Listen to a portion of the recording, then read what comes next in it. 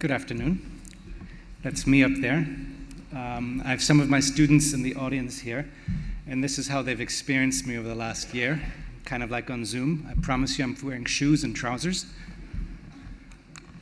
I'm going to talk about one concept, which is coherent disruption. For some of you, this might seem like common sense, but it's not common practice, at least not in my experience over the last 10 years in the luxury sector.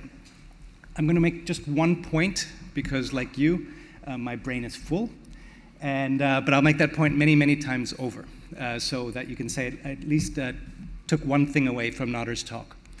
So I'm going to start with some advertising. Here is Roger Federer. The ad's a bit old, but he's ageless, both on court and off. He's the king of the court, and of course Rolex is the king of the watches, so there's some connection here. But he's also kind of set the norm for advertising in this sector. So we have an endorser, a product, always set at 10-10. I don't know if you ever wondered about that. And the brand name as well. And you can hire Roger, you can hire George Clooney, my idol, you can hire DiCaprio, and others. Both locally and in China, and every watchmaker follows the same. Now, it's not all their advertisement looks the same, but I wonder who pays these agencies and why this is seen as a creative industry. It's a bit paint by numbers. So here's a saying from Malcolm Muggeridge: only dead fish swim with the sea. When you have that sequence of ads, all you're saying is, I have a watch. And the consumer is not going to remember your watch, they're going to remember watches and probably think of, oh, Rolex, that's a big watch, and they'll probably think of Roger Federer. So why not do something different? Okay, so here's Hublot. And they did this ad a few years ago, and this is, Bernie was mugged on a London street. He sent this photograph, his mugshot, at the police station when they took it to Jean-Claude Biver, who was the head of Hublot at the time. And it says in the tagline, look at what people will do to get their hands on an Hublot. Now, it's not just disruptive. It's not just different, but it goes to the core of the brand DNA, of what the brand is actually about. And Hublot has a very simple DNA. It's one word. It's fusion. And they're trying to marry the unexpected. As a brand. So it's the art of fusion. You'll see their tagline over time. And it goes back to the Big Bang, which was it really revitalized the brand when they put together rubber and gold, rubber being completely unexpected for a luxury watch. And they put these two things together. They called it the Big Bang because before that, rubber and gold, that's when they were together, before the Big Bang, and then they went their separate ways. And only Hublot brought them back together. And of course, they use this every year, a limited edition with tweed, with lace, whatever it might be. But it really is about marrying kind of the unconventional, the unexpected with luxury and the finest craftsmanship and quality. And so they also went to football. They didn't take Roger Federer, who's a great player, but he's extremely boring, at least in my book. They went with Maradona, who is a bit mad. At least, you'd see him on the sidelines wearing his Hublot watch, going a bit crazy. They went for football, which is definitely not luxury. But it's also a space they could then own. Every year they have something different with a tattoo artist, Song Bleu here. So every year they do something different, and it's a theme they can kind of riff on over time. As said, only dead fish swim with the sea. So let's look at another category. I know I have some of you in the room here. Whiskeys. Really? I mean, these are all beautiful products, and I think we have this fascination with our craft in the industry, whether it's whiskey, other products, watches, fashion. It's not just the craft. That's the basis. It's almost a hygiene factor. You have to do something with it, stand for something, and many of us will not read the fine print, most of which is about how to pronounce these names. And of course, we use it for single malts, we use it for blended whiskeys, American, Japanese. It's kind of the same format, over and over again. But some brands stand out, right? Ardbeg has won the best whiskey of the year about 6 times, but they do things differently. Now again, it's not just being different, but it reflects and is inspired by their DNA. So their DNA is the untamed spirit of Islay. That's kind of the tagline that encompasses it all, and you'll see it on their website. They say it, they don't hide it. It inspires them, and hopefully it'll inspire you as well. So they will take a chopper and ride it across America, and you'll see sales go up as they go from bar to bar. And they'll stay up once they've left. You've got the Arabic community. They tattoo themselves. That's how fiercely loyal they are to the brand. Okay? And that's really the question. Do you want to be a product, a fabulous product, or do you want to be a brand? And there is a difference. And the DNA is at the core of what the brand is about. Only dead fish swim with the sea. Now you might say, well, these are watches and whiskey. It's targeted at men. And we're a bit simple. Surely for women, this is different. Not really. Okay, it basically says we have mascara. Okay. Can you tell me why these particular endorsers are married with each of the brands? I don't think so. And probably the people at the brand cannot either. So it doesn't really reflect on the brand. Now here's a brand many of you will know, Benefit Cosmetics. They do things a bit differently. They're real. This is Honest Leah. They always have a certain character for each of their products. And by the way, they're real. It's the eyelashes that they're talking about here. But their brand is all about laughter is the best cosmetic. And they put their brand film out where they actually show their brand DNA. And I've given you, if you want to watch this, it'll be up on the Walpole website.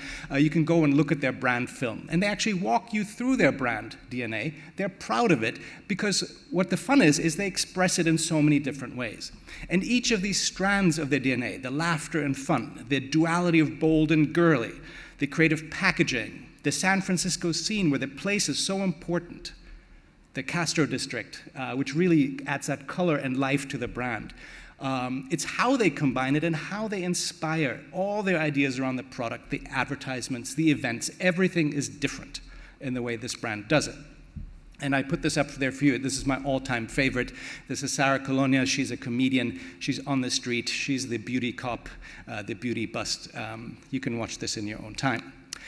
Let's move on. Perfumes. Really?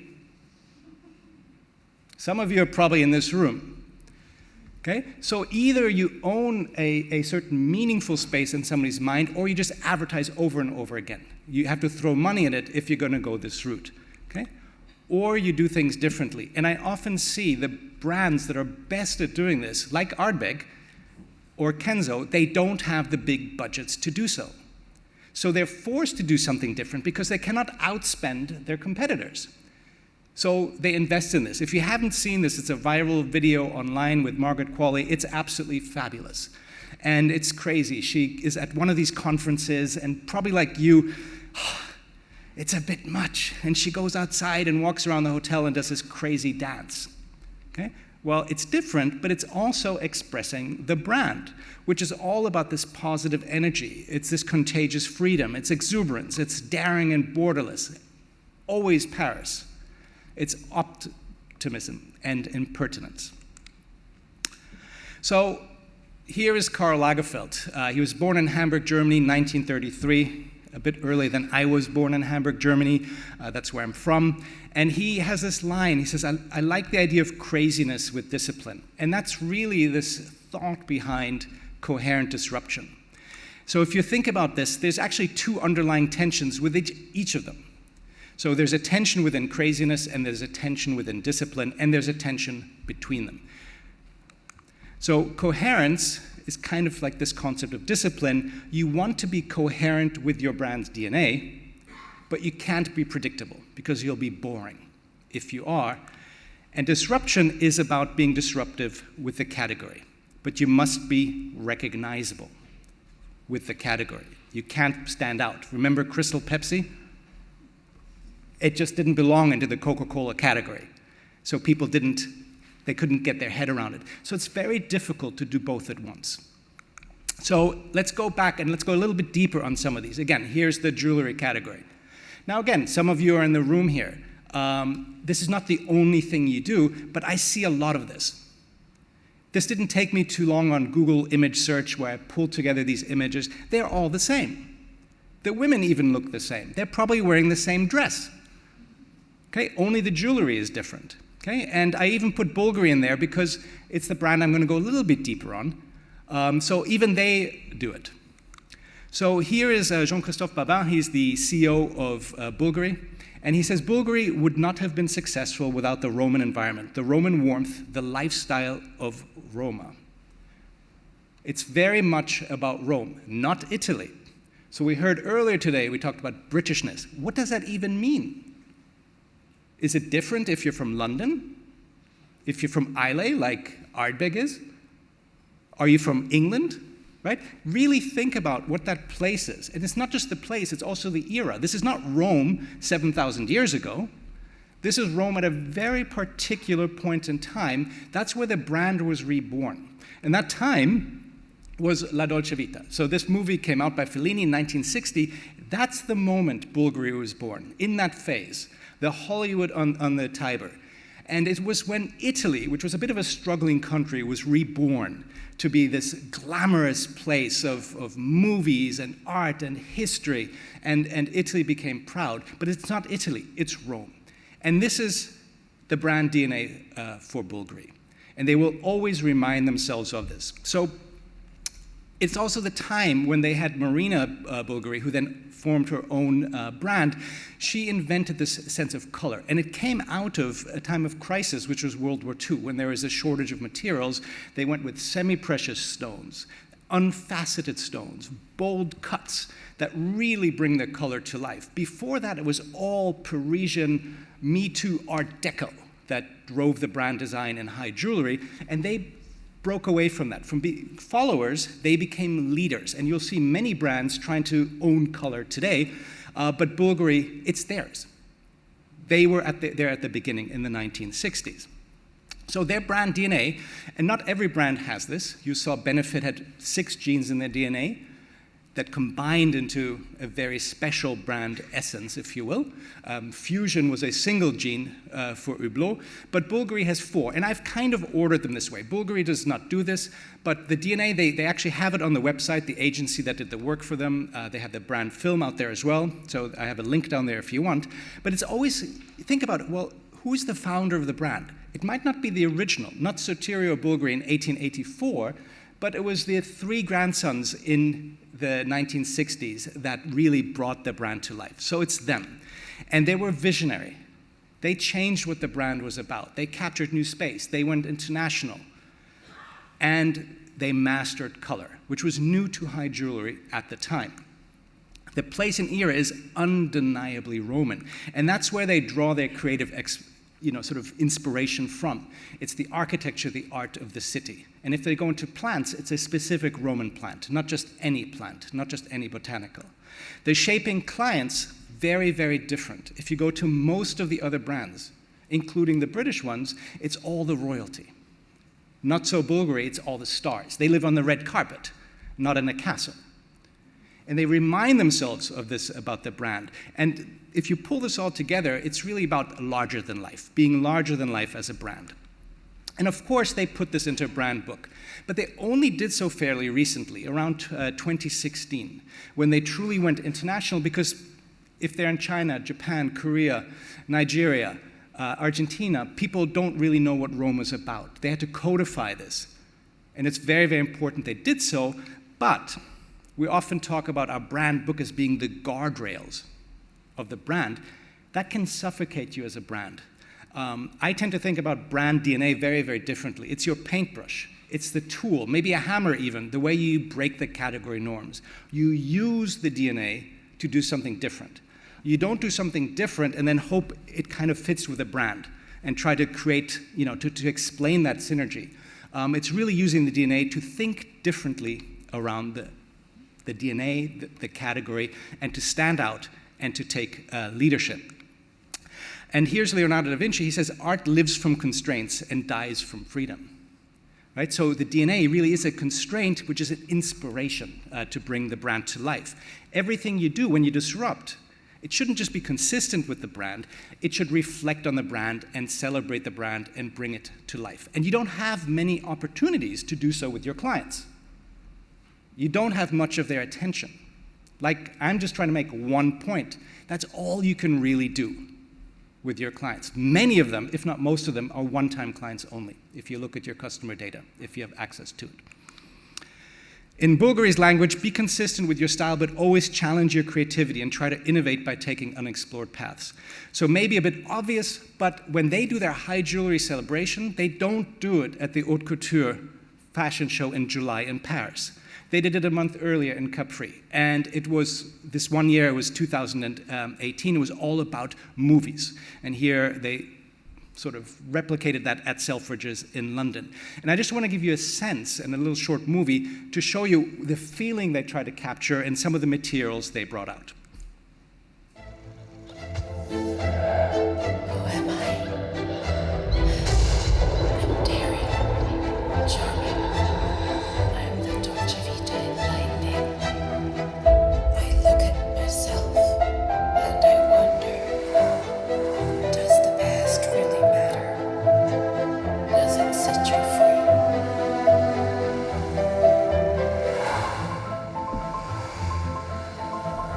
I'm the fairest snake in my Eden. I think you'll agree with me, it's completely different from any other jeweler. This is a high jewelry event. Some of the pieces are 30, 40,000 euros. But they remind you of the movies. They take certain movies and make a piece for that movie. Another year they did Festa, the Italian way of celebrating. And they, again, had basically a fashion show, which is very unusual for high jewelry.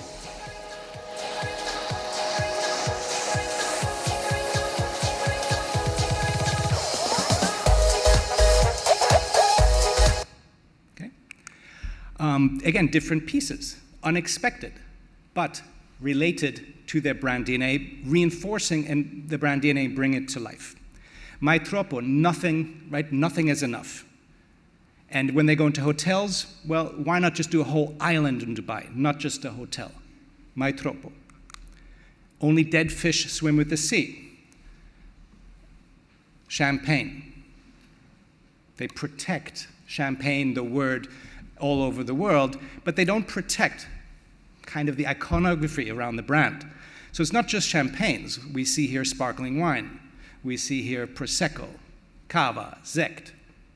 All of them copying, wanting to belong to the category so much that nobody stands out. And even up there, Dom Pérignon, which is one of the finest champagnes there is, at least on occasion has followed this. And if all you do is a part of the category, you become dusty, expensive, but dusty. So here is Dom Pérignon. This is really the heritage of the brand. It's a cuvée for Moët & Chandon, but 1921 is when they first bottled Dom Pérignon. It was released in 1936. And what they've really tried to do, they found this book about the treatise of winemaking. One of his compatriots, Brother Peter, wrote this book. And he invented the modern way of making champagne. And it was really about that act of creation. And he was inspired to do so. That became the core of what the brand is about. And of course, their client is also important, right? It wasn't the jeweler to the stars, but the client was Louis XIV. Like for many luxury brands, he was the inspiration. Here he is wearing his red lacquered shoes, right? Louboutin, Christian Louboutin was inspired by those red lacquered shoes, and it's really, that's the trademarked sole he has today. Ian Fleming mentioned Dom Pérignon in his movies. In Dr. No, it's actually used as the bottle is used as a weapon. Over time, and this is since they've rejuvenated the brand, then they went to these creators. Jeff Koons here with the Venus packaging, which now sells for over $30,000 at auctions. This is the packaging for the Dom Pérignon bottle. When they do these events with Lang Lang, it's not just having Lang Lang play at a beautiful dinner. He created a piece of music for the dinner. Why? Because that elevates the brand. It reinforces what the brand is about. And it's vintage only. They tend to have a few more vintages than other champagnes, but maybe that's their fine winemaking skills. But it's always different. It's always a new creation, but always Dom Pérignon. So there's always that flavor, and that's very, very important for the brand, that you can recognize the flavor of Dom Pérignon. And Karl Lagerfeld, I had him up before. Here he is with Claudia Schiffer. Back in 2008, in a very small way, they tried to take this somewhat dusty brand and shake it up. And they came up with this. Karl was a very famous photographer as well. And they had this series with Brad Curring and Claudia Schiffer, husband and wife. And they were based on a photo essay, which was then part of the book, which was called the Unothèque back then, which is now called the P2, so that extra long aged champagne, and all these different photographs. It's very risque, completely unexpected, but also quite hidden because it was only for the connoisseurs. Okay? So I've actually done some work with them on their brand DNA, and we thought about this. What would this modern take on this be? And you saw this in 2018 when they came up with Lenny Kravitz. He was appointed as the first artistic director of the brand. He's a musician, he's an actor, he's a photographer, and he basically became the creative director for Dom Pérignon, and with this line from inspiration to creation, drove the brand. And these are the kind of advertisements Dom Pérignon then put out. You will have seen these. I'm sure you will have seen these if you read any kind of luxury magazine, even non-luxury magazines. And the story behind them is interesting because, like Claudia in all her different sort of guises, she was always Claudia underneath. This is also interesting. It's a different take on the brand. The Grand Crus that go into Dom Pérignon as a liquid, it's like the friends around the dinner table that combine to make this very special occasion. So there's a story, and you can tell the story about the brand and really celebrate the brand. It's very hard to tell a story, I think, around wines and spirits, unless it's about something other than the liquid. That's the starting point. So, only dead fish swim with the sea. Here's a different brand. This is more recent, so I've gone to some more recent examples. My wife's an architect, and she works with an interior designer, and she's the customer for all these beautiful wallpapers. They all look the same. It's all about the product. Okay, can we do something different? So Sanderson, which is, it's a group, but it also has its own brands, like Morris is one of theirs, like from William Morris, 160 years old. It used to be a household name. I don't know if you still know Sanderson wallpaper. Some of you are nodding your heads. You're probably thinking of your mother's or grandmother's sofa at this point in time. So it's grown a bit dusty as a brand. So Lisa Montague became their CEO. She was the CEO of Loewe before. She put together a team, and they said, let's shake up this brand. Let's wake up this brand. But importantly, we need to do this internally first before we can do this externally as well. So let's bring back the very Sanderson campaign that they had in the 1970s, and let's really bring this brand to life. So the brand is about timeless beauty, about iconic British designs, home and family, sophisticated styles, and very much about botanicals, the English rose. So who is the obvious brand ambassador? Not Roger Federer, but Mauro Itoje. Now, you might say, I'm hoping that some of you were somewhat surprised, and you're probably saying, what? It's not the English rose on his shirt. That's the connection to it. But we want you to think about and think a little bit more about the brand. And actually, once you know the story, he is a perfect match. He's also fearless, and he brings back the confidence that the brand has lost over time. So if you go to his Instagram feed, this is years before he did the collaboration with Sanderson, but he has his whole feed on who is Mauro Itoje, right? Who is he? And he talks about that he's an art lover, and he's very, very cultured, and he's a real family guy, and the brand is around family, and he loves African floral prints because his ancestry came from Nigeria. So actually, he's a perfect match for the brand. And this is when he announced it, that he is a brand ambassador. Here's Sanderson, very Mauro Itoje, very Sanderson as a campaign. And it works. At least that's what the early results show. Only dead fish swim with the sea. So this is my final example. This is Porsche. The tagline, I wrote it up there a little bit larger for you, all the lust allowed by law. And their formula in car advertising is product, a clever slogan, unlike Porsche, always in caps, and a brand name. New E, new attitude, Mercedes. Business athlete, BMW. Arrive like never before, Volvo. Student becomes teacher, Maserati. I guess that's my car. It doesn't have an inside voice, Lexus. Power, beauty, soul. I don't know, but if you're in the luxury car business, are you buying clever slogans?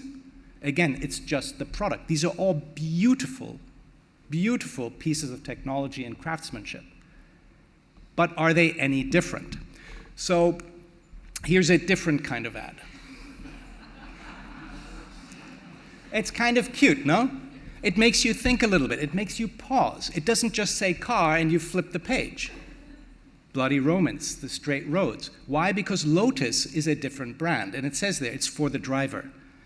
Lotus is a small brand. They fell on hard times, but they really are coming back. And they said, well, how do we really stand out? We're not about status. We're not about design. We're about the joy of driving.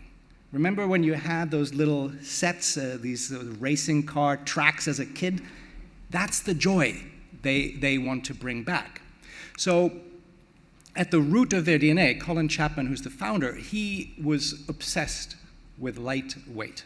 Simplify, then add lightness was his line, because that makes the car incredibly maneuverable. And of course they won from Le Mans to Formula One. They were an amazing winning brand, and it was all about winning. That's part of it. Their internal company values are win, W-I-N.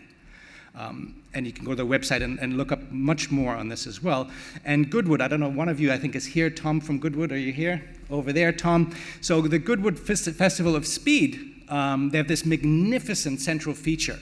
And every year there's a different car marquee that's selected. But if you look at the last couple of decades, they're all beautiful designs, but they're all very, very similar.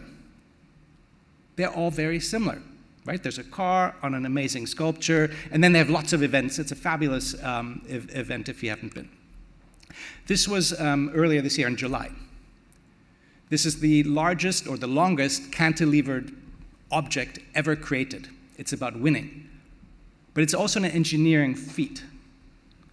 It's this very particular engineering design which creates hardness in a very hard structure. And like that advertisement, there is no car. It celebrates lightness.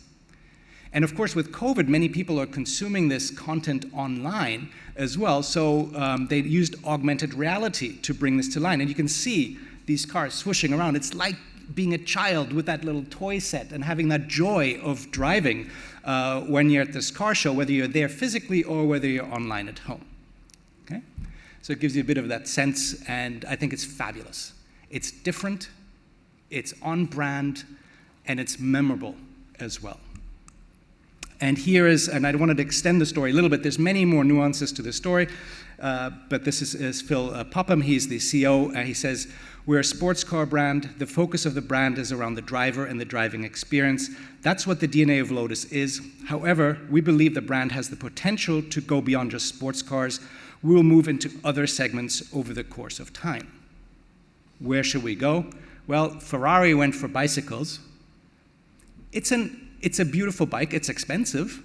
They use the materials from the car in the body, on the tires, but it's not an obvious connection, at least not in my book. I really tried to find out. But there is no real obvious connection to the Ferrari brand. It certainly doesn't celebrate and elevate the Ferrari brand. So what does Lotus do? They design a beautiful, lightweight bicycle, not for you and me, but to win 3 golds, 3 silvers, and 1 bronze at the Tokyo Olympics. It's all about winning. It's all about lightness and maneuverability. That's what their brand is about. And now, afterwards, they're collaborating to design a commercial bike. So it's a different approach to building and stretching your brand, or rejuvenating your brand in this case as well. So, coherent disruption. It's always been the watchword of luxury. It signals leadership. Just like Bulgari took a leadership rather than following the Parisian Art Deco designs, they became a leader. It ensures you stay fresh and avoid the dust, and it keeps you ahead of your prestige rivals. And it's a constant challenge. We heard so many different disruptive trends today. The danger is we try to just follow what everybody else is doing. whether it's digital transformation, going online, and so forth. Use your brand as one of the key ingredients, not just as a guardrail, but as a way to creatively do things differently in this new space. Beware of category norms. Look at what you and your competitors are doing. Put it up on your walls. I think many of you will say, why are we doing this? Are we nose blind? Right? You're just advertising the category. And brief your agency partners accordingly. Be very clear that they celebrate your DNA and they're creative with that as an input as well. And I think, as you've seen, it's not a business for the faint-hearted. You don't always get it right. But unless you take the risk, it is very difficult to claim leadership in the category. That's it for me. Thank you.